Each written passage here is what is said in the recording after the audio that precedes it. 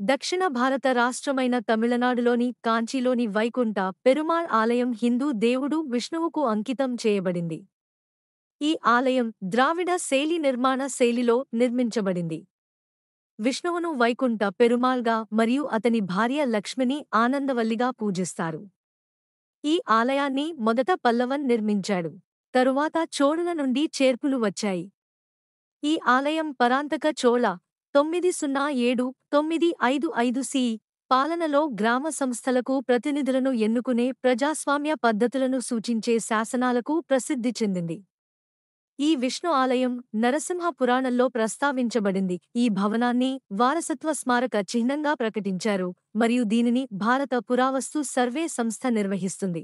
అప్పటి భారత ప్రధానమంత్రి రాజీవ్ గాంధీ ఆలయాన్ని సందర్శించిన తర్వాత ఈ వ్యవస్థ నుండి ప్రేరణ పొంది భారతదేశంలోని గ్రామాల్లో స్థానిక సంస్థల వ్యవస్థ అయిన పంచాయతీ రాజ్ను మెరుగుపరచాలని పట్టుబట్టారు. చరిత్ర: ఆలయ గోడలపై శాసనాలు ఉతిరమేరును పల్లవులు, చోళులు, పాండ్యులు, సమ్మువరాయలు, విజయనగర రాయలు మరియు నాయకులు పాలించారు. ఆలయంలోని శాసనాల ప్రకారం పల్లవ రాజు నందివర్మన్ II పల్లవమల్ల 730-795 CE 750 ప్రాంతంలో ఈ గ్రామాన్ని స్థాపించాడు. అతను ఈ గ్రామాన్ని శ్రీవైష్ణవ సమాజానికి చెందిన వేద బ్రాహ్మణులకు దానం చేశాడని నమ్ముతారు. చోళులు ఈ ప్రాంతాన్ని స్వాధీనం చేసుకున్నారు మరియు 9వ శతాబ్దం చివరి భాగంలో ఇది వారి ఆధిపత్యంలోకి వచ్చింది. పరాంతక చోళ ఆయ్ 907-950, రాజరాజ చోళ ఆయ్ 985-1014, రాజేంద్ర చోళ ఆయ్ 1012-1044 మరియు కులోత్తుంగ చోళ ఆయ్ 1070-1120 కాలం నాటి శాసనాలు దేవాలయాలకు వివిధ బహుమతులను సూచిస్తాయి. చోళుల పాలనలో కుడవోలై అనే వ్యవస్థ ద్వారా స్థానిక ప్రతినిధులను ప్రజాస్వామ్యబద్ధంగా ఎన్నుకునే ప్రక్రియ శాసనాలలో నమోదు చేయబడింది.